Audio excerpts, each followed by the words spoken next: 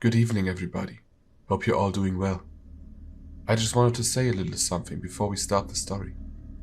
If you like my content and want to support the channel, please consider subscribing or liking the video.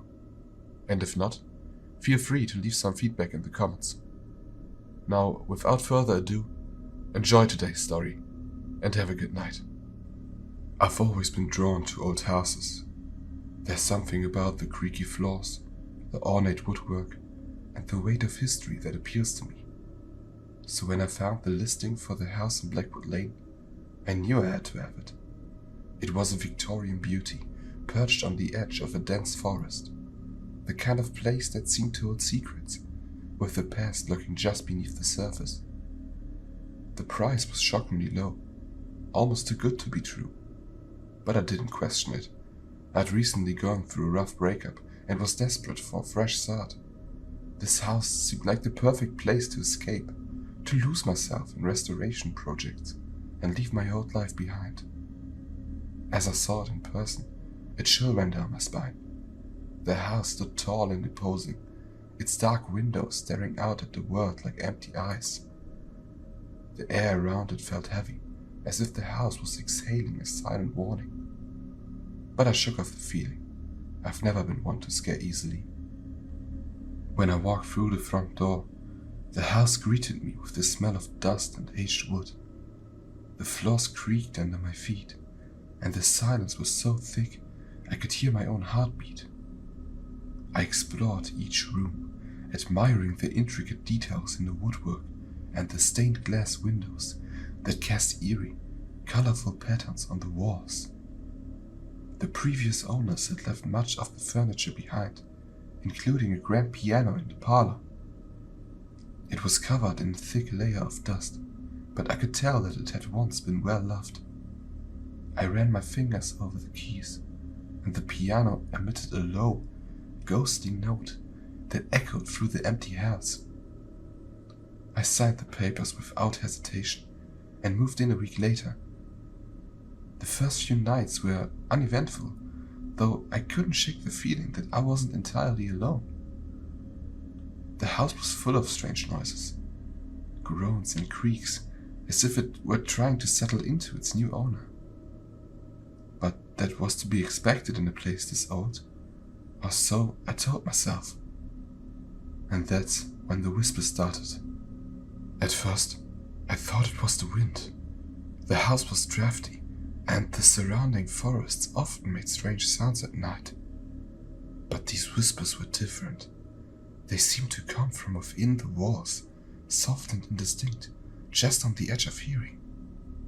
Sometimes they were so faint, I thought I was imagining them. But as the days went on, the whispers grew louder, more insistent. They would start in the dead of night, waking me from a deep sleep. I'd lie there, heart pounding, straining to make out the words. But no matter how hard I tried, they remained just out of reach, like a conversation I wasn't meant to hear. And one night, after another restless sleep, I decided to investigate. Armed with a flashlight, I crept through the dark house, following the sound of the whispers. They seemed to be coming from the walls, as if something or someone was trapped inside. I started in the parlor, where the whispers seemed the loudest. Pressing my ear against the wall, I tried to listen, but the moment I did, the whispers stopped. I moved to another wall, then another, but the result was the same. The whispers would cease as soon as I tried to listen to them. Frustrated, I tried to convince myself it was all in my head.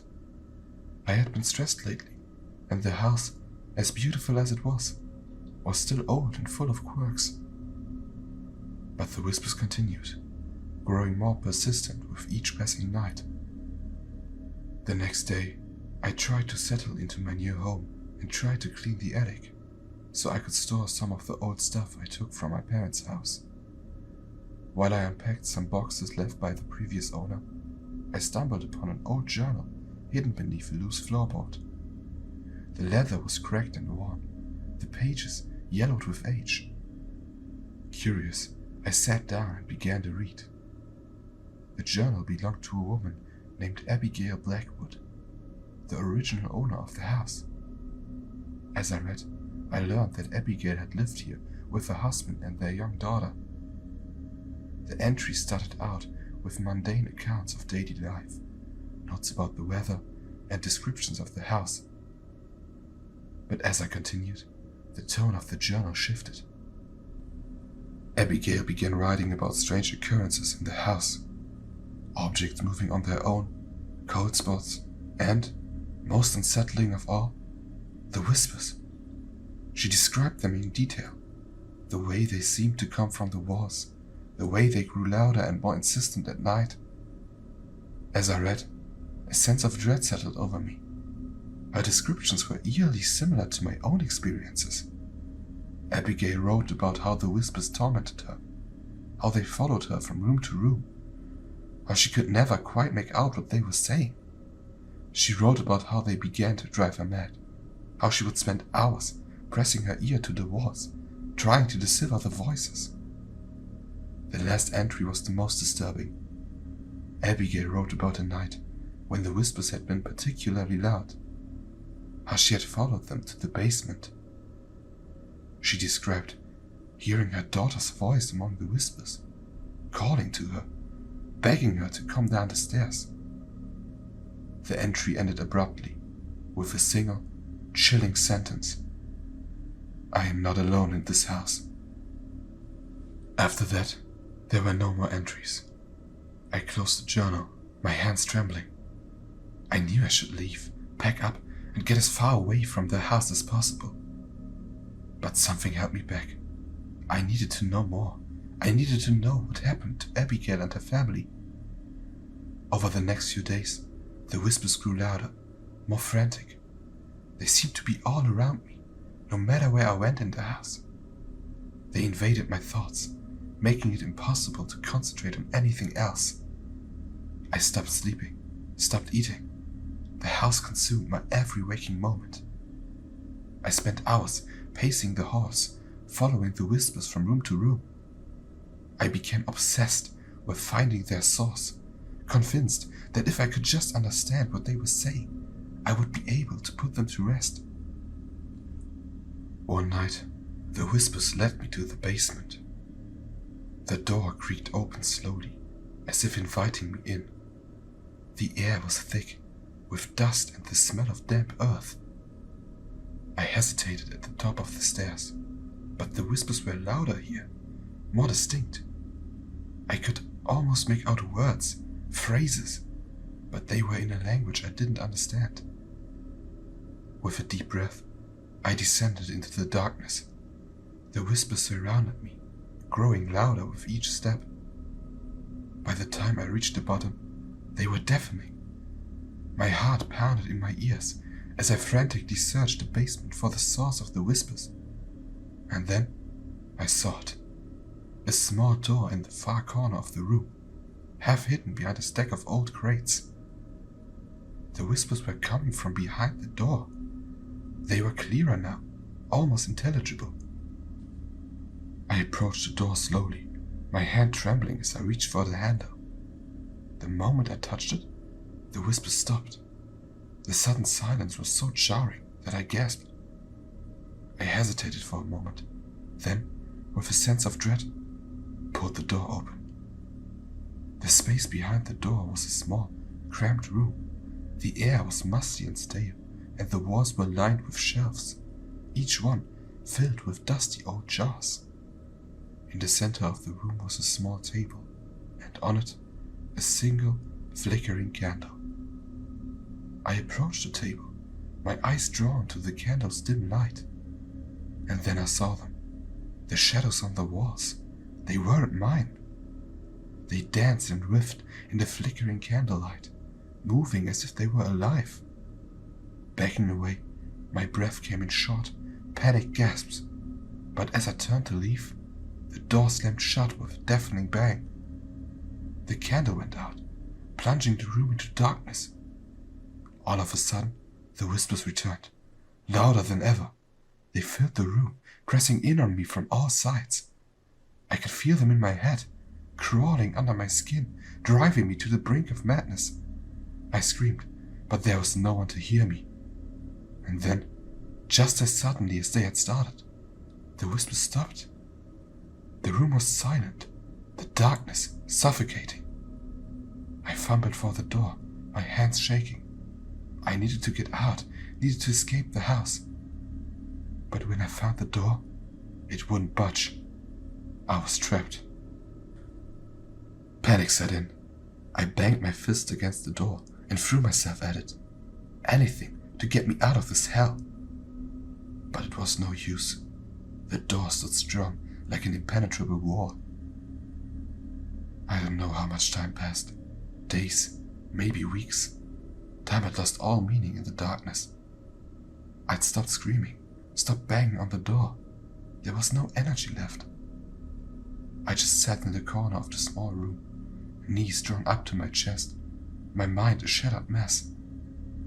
The whispers had taken over completely. They were no longer just in the walls. They were in my head, a constant, maddening presence. I could hear them even when I closed my eyes, see the shadows dancing behind my eyelids. But one day, something changed. The whispers grew quieter, more distant, as if they were retreating. I didn't dare to hope, but I felt a flicker of something deep inside me. Maybe it was relief, or maybe it was just the last remnants of my sanity slipping away. And then I heard it. A voice, clear and distinct, cutting through the fog in my mind. It was a woman's voice, soft and innocent, calling my name. Tom. Tom. I opened my eyes, but the room was still dark. I couldn't see anything. I thought it was my imagination playing tricks on me, but after some time, the voice continued. Tom, come with me. The voice was so clear, so real, that I found myself responding. Who are you? The voice didn't answer right away, but when it did, it sent a chill down my spine. It's me, Abigail. I've been waiting for you. My breath caught in my throat. Abigail? The name from the journal? The woman who had lived in the house before me? Why are you here? I asked, my voice trembling. The woman's voice was sad, almost pleading. I need your help, Tom. I'm trapped here, just like you, but I know a way out. I wanted to believe her, wanted to trust the voice. But a part of me knew that this was just another trick, another ploy by the house to keep me here, to feed on my fear. How? I asked, my voice barely a whisper. There was a long pause, and then the voice spoke again, more urgent this time. You have to find the key. It's in the walls, hidden where the shadows lie. I didn't understand, but I didn't have a choice. I had to try. Slowly, I stood up, my legs weak and unsteady.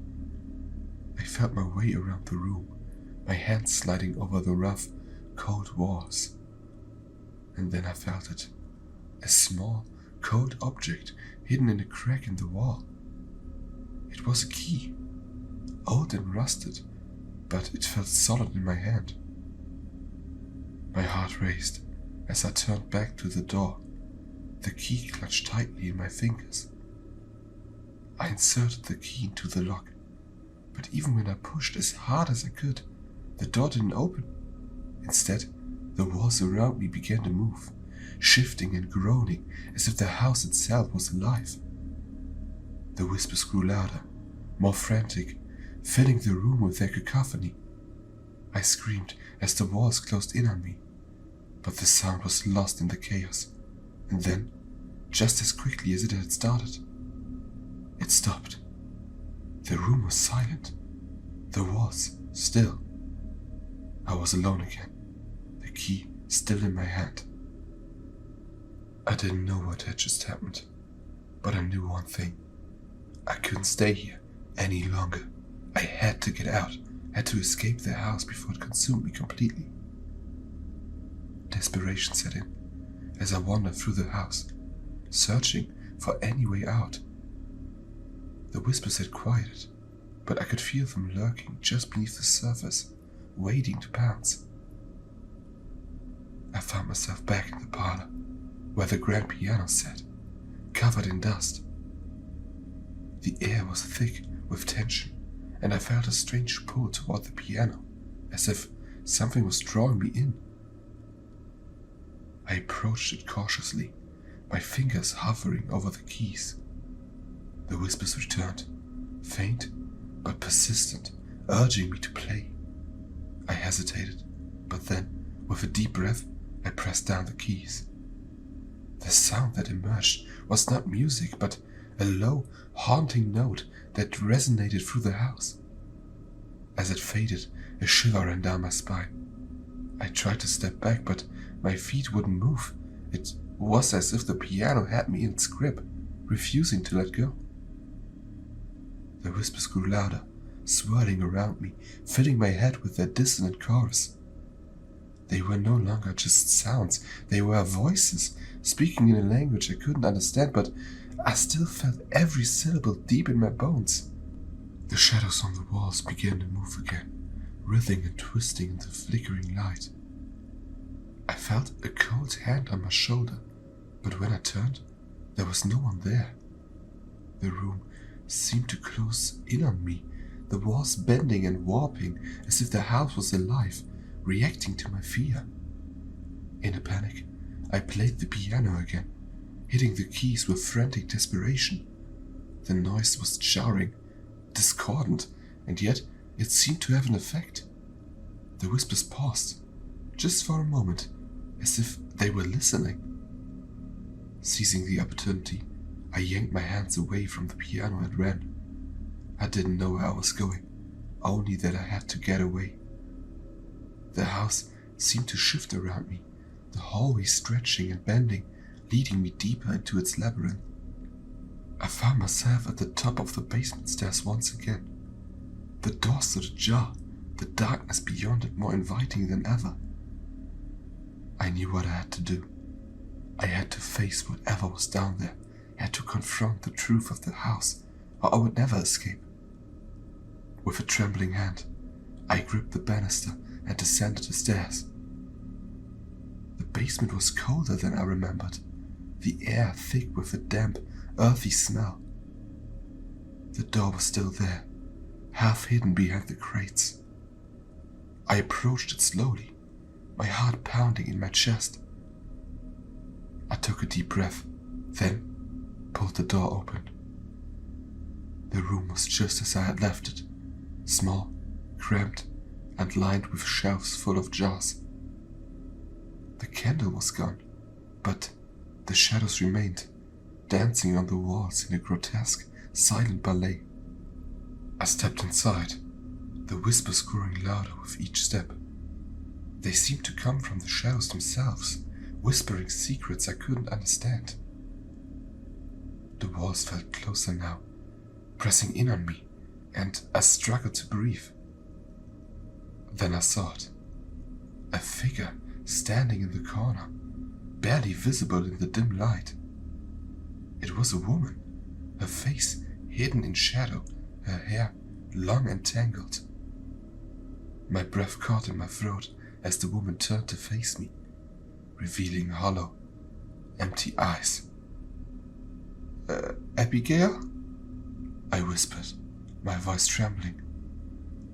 The figure didn't move, but an overwhelming sense of despair washed over me. The whispers were deafening now, screaming in my ears, filling my mind with their noise. I fell to my knees, my hands clutching my head as I tried to block out the sound. But it was no use. The whispers were inside me, tearing at my sanity, driving me to the brink.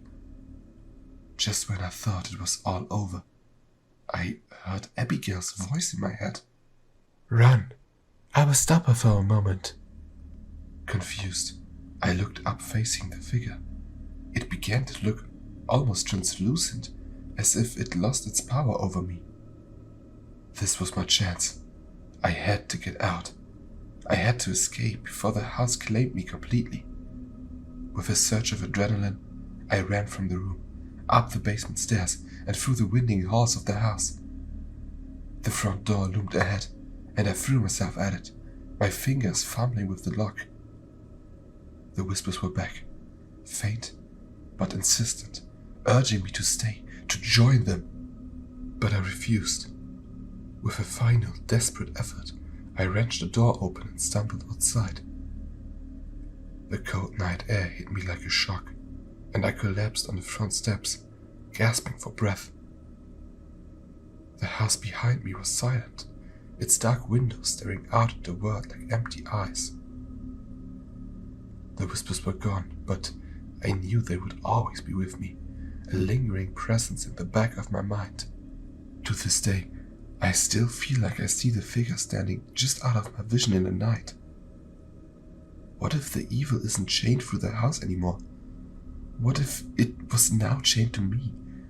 What if it wanted me to escape and to spread its presence to other homes? As I thought about that, a shiver ran down my spine. I didn't realize that the figure stood in my room again. My shaking voice could only get one word out. Abigail?